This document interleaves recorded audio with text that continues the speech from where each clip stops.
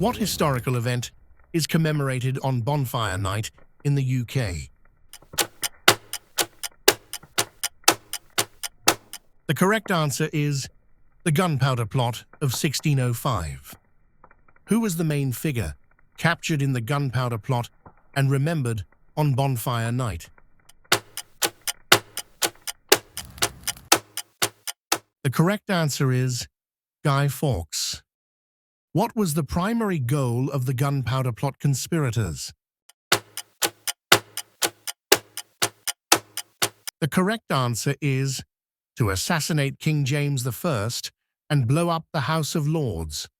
What traditional food is commonly enjoyed during Bonfire Night celebrations in the UK? Please comment the right answer. Like this video and subscribe.